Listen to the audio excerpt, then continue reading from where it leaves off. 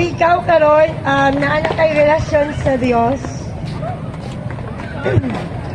I do believe bisan isa dinhi na adyoy Ginoo. Pero ang pangutana ko, kamusta ka diha kay God? Kasi gusto sa Dios na tanan niya mga katawhan maglakaw para sa Ginoo. O gusto niya nga ikaw karon nga nagapaminaw, masabtan nimo nga ikaw binuhat sa Dios o para lamang sa Dios. Ikaw karon nga naa kay katapat, nakipag-date. Nindot kaayo no nga naa kay ka-date. Kanang ipa-feel sa imo nga love ka, importante ka. Ay sana all. Kanang tagaan kag quality time na kalabit ang undivided attention. But same thing with the Lord. Ang Diyos nahigugma kanimo. Nahigugma siya kanimo. Apan ang pangutana, ikaw ba naapay paghigugma sa Diyos?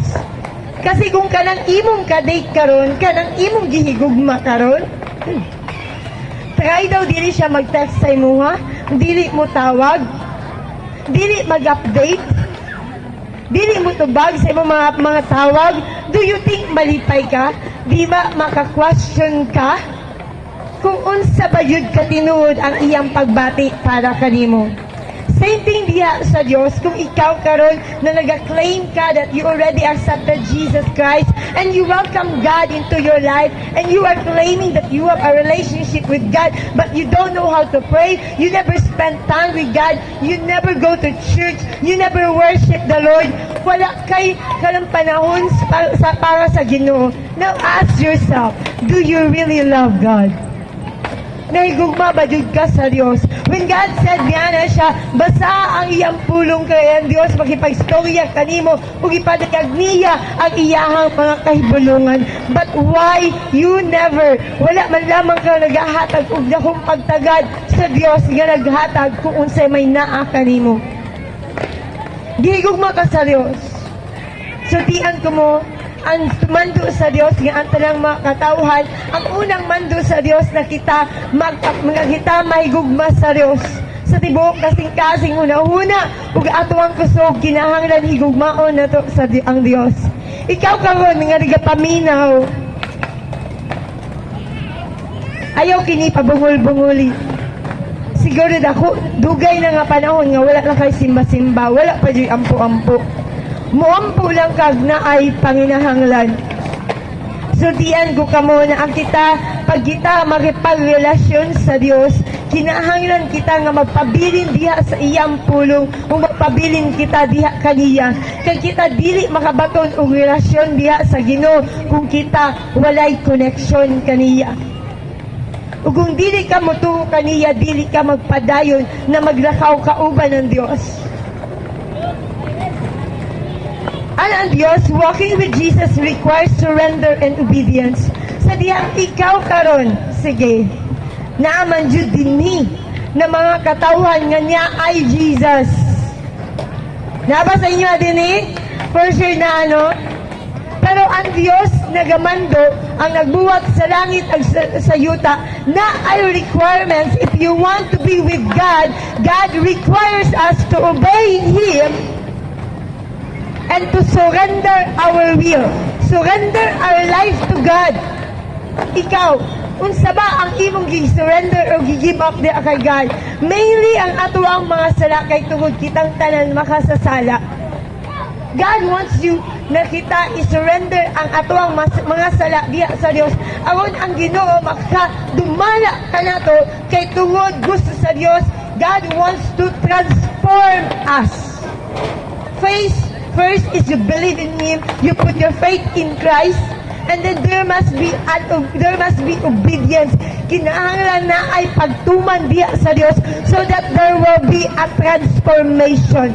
It is so difficult na ikaw usabon sa Dios kung dili ka magsubmitar diya sa Ginoo. Katawan sa tago. Ang Diyos nagapangunuktok sa inyuhang mga kasing-kasing. And even to the parents right now, lantawa imong mga anak, ikaw ba nahimo nga responsable na mga ginikanan? Yes, nakapakaon ka. Nasa ninaan mo imong mga anak. nga pa-eskwela nimo, pero imo bang gitudluan ang imong anak na makabaton og kahadlok sa Dios? Labaw sa tanan, tudluy ang imong mga anak na makabaton og kahadlok sa Ginoo. Kay kung dili nimo sugdan karon nga ang imong mga anak makadungog sa pulong sa Dios, dili kana sila makakaton nga sila mahadlok sa Dios. Busa kung sila manago, magbuhat sila mga sala nga walay kahadlok sa pagbuhat niini. Maglutbad ang imuhang ulo kay nga dili man gani makabalo mahadlok sa Dios kahit isa imuha pa kaya. Busa pa malandungi kini kung tinuod ikaw nga nahigugma sa imong mga anak. Giyahi ang imong anak nga sila makailas sa Ginoo. Apan kana magsugod kanimo, ayaw pag-expect na imong anak mo daig sa Dios, muampo sa Dios, magbasa sa Biblia ug mahadlok diha sa Ginoo. Kung mismo ikaw dili makita nga kabalo mo yugmo sa Ginoo, dili kabalo mahadlok sa Ginoo ug dili man lamang ka makita nga magbasa sa Biblia, ikaw ang mahimong modelo sa imong mga anak kung saon nga magkinabuhi diha sa Dios.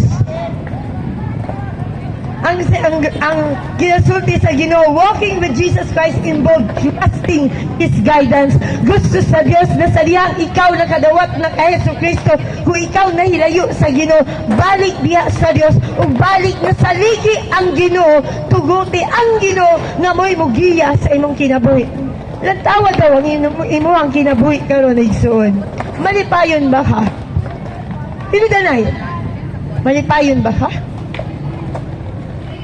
Naagani ka din sa park kay tungod wala ka kasabot sa imong kaugalingon? Nangita kag kalinaw apan dili ka makakita og kalinaw. You have no peace because you are in trouble with God. You rejected the Lord for many years. You ignore God. But right now, God is knocking unto your heart. Ang Diyos nagapanuktok kaniyo. Return to God. For God will offer His love, His peace, and joy into your heart. That joy, ang kanyang kalipay, the world cannot give it to you.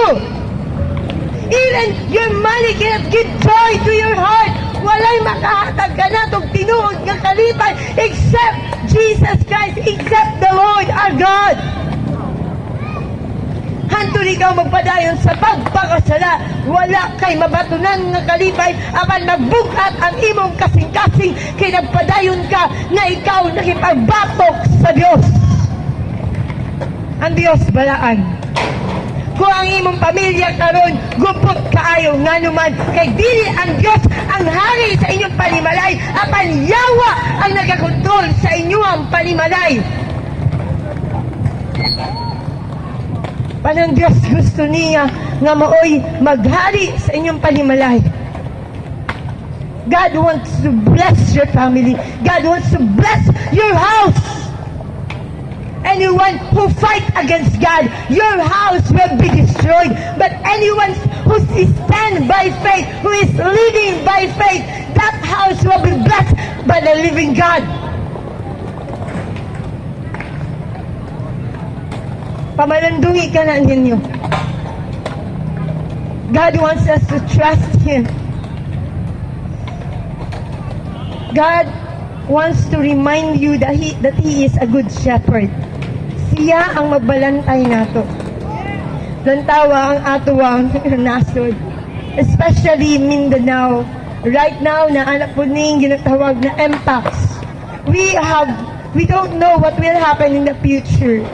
There are fears na yung mga kahadlok, kabalaka. What if? But one thing that I can tell you, your life is so secure in the hands of God. The Lord is our great protector, our great shepherd. Walking with Jesus Christ means growing in Christ likeness.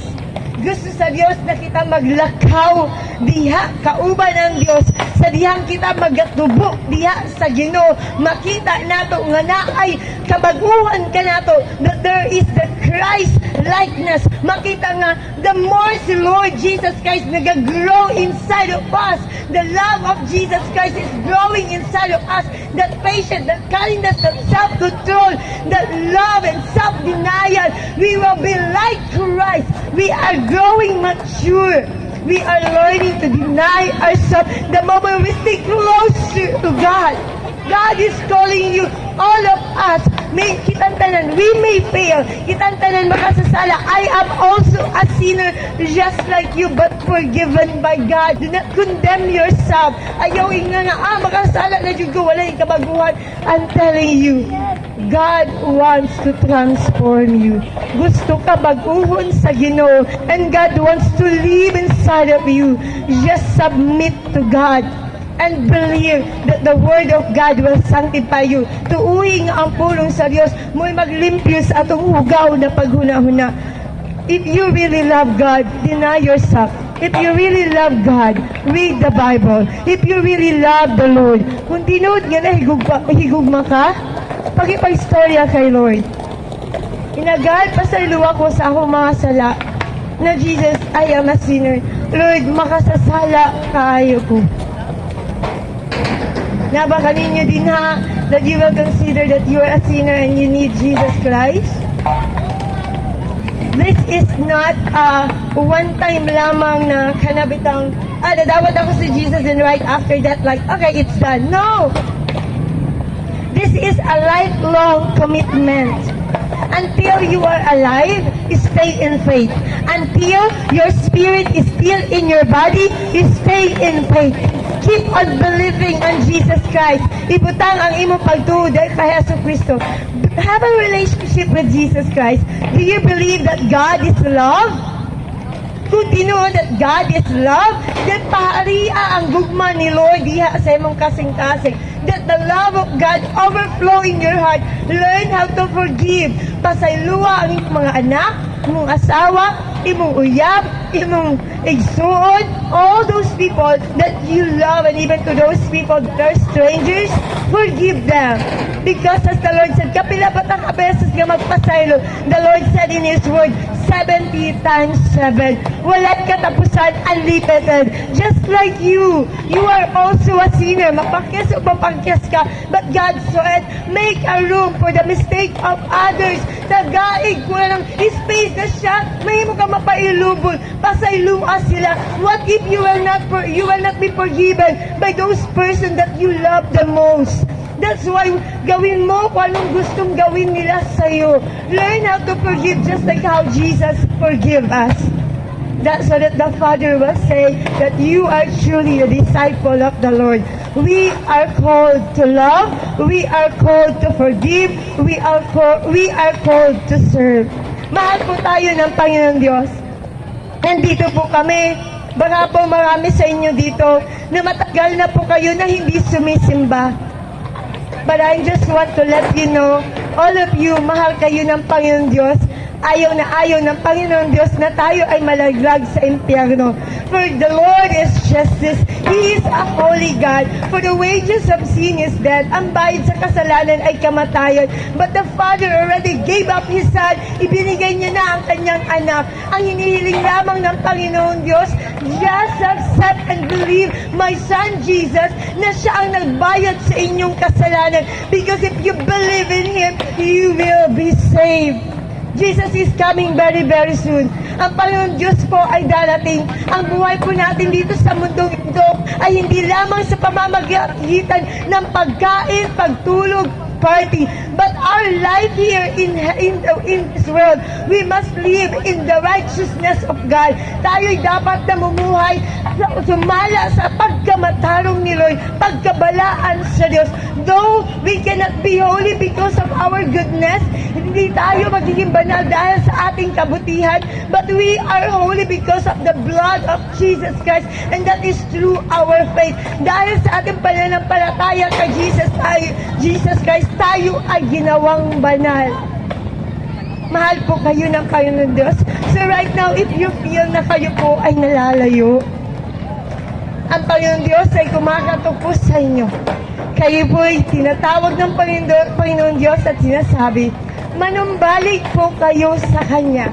Return to God. Return to the Lord. Return. Come home. Come home. Umuwi na po kayo sa Diyos. Because all of us, lahat po tayo ay mamamantay na isang beses. At tayo ay haharap sa hukmanan. Haharap po tayo sa judgment ni God. But God wants you right this very moment before you die. God wants to judge you right now. And He will say, you are not guilty.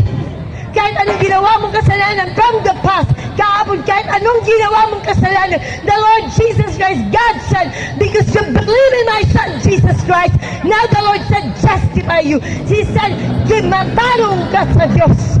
God made you righteous in the eyes of our Lord Jesus Christ. Dahil sa pananampalataya mo kay Jesus, sinabi ng Diyos Ama, you are not guilty. And you are forgiven by God. Now return to Jesus. Return to Jesus. Stop kumbaga, judging yourself when God said you are forgiven. So right now, any one of you that you need Jesus, do you believe that Jesus loves you? God loves you. If you believe na ikaw ay makasalanan, can you lift up your hands? Praise the Lord. Do you believe that Jesus can forgive you? And you right now, is it okay if I will pray for you and make it as your prayer? Is it okay, everyone? I'm telling you, Jesus is here. The Holy Spirit is moving. If this message is striking your heart, God is speaking to you. And He wants to take you home. God wants to save you right now and give you the freedom. So right now, let me pray for you. Can you close your eyes right now? Let us lift up our hands to God, everybody. Father in heaven, Lord, we give you praise. We give you honor, God. Father, I thank you, Lord. I praise you, my Jesus. I thank you, Lord, sa lahat ng ginagawa mo. Alam ko po, Panginoon Diyos, na ikaw ay nakikipag-usap sa mga taong ito. And I believe that your presence is out right now. Your presence, oh God, is filling them up. Lord, right now I pray that you will cleanse their heart, purify their mind in the mighty name of Jesus. Father, right now I pray na kayo po'y kumilos. Sabihin ngayong oras na to, Panginoong Jesus, just open your mouth. Just say, Panginoong Jesus, patawarin mo ako sa aking mga kasalanan. Jesus, tinatanggap kita bilang aking Diyos. Salamat, Jesus, sa iyong sakripisyo. Salamat sa kamatayan. Salamat, Panginoon. Naniniwala ako na ikaw ay pinadala ni God the Father. At naniniwala ako na ikaw ay namatay sa krus. Ikaw ay inilibing. Sa tatlong araw, ikaw ay nabuhay muli. At ako'y naniniwala na ikaw ngayon ay nakaupo sa right hand ni God the Father. Jesus, salamat po sa kapatawaran. Ngayong oras na ito, Panginoon, maghari ka sa buhay ko. Isulat niyo po ang aking pangalan sa libro ng buhay. Salamat, Jesus. Panginoon Diyos, alam ko po na ngayong oras na ito, marami kang mga tao na tinatouch. I praise you and I thank you for comforting their hearts. I thank you, God, for feeling the hearts of those people, God. I thank you, my Father, for all the love that you're pouring out to these people, God. Father, you have grace. God, fill them, Lord, with your love and your grace, my Jesus. Holy Spirit, touch them, God, and renew their heart. God, right this very moment, Lord. Lord, let the people, oh God, experience your love and your presence, God. In Christ there is freedom. In Christ there is forgiveness. If you right now experience the presence of God, can we clap our hands unto God? If you feel the presence, can we clap our hands right now? Ikaw ba, right now, do you feel it? Can we clap our hands? Jesus is Lord. Everybody, can we say Jesus is Lord? Tagum City, can we say that Jesus is Lord? Shout it! Jesus is Lord! Praise the Lord! Jesus loves us all. Continue to walk with God. Continue to seek Him, for Jesus is coming very, very soon. God bless everyone. To God be all the glory.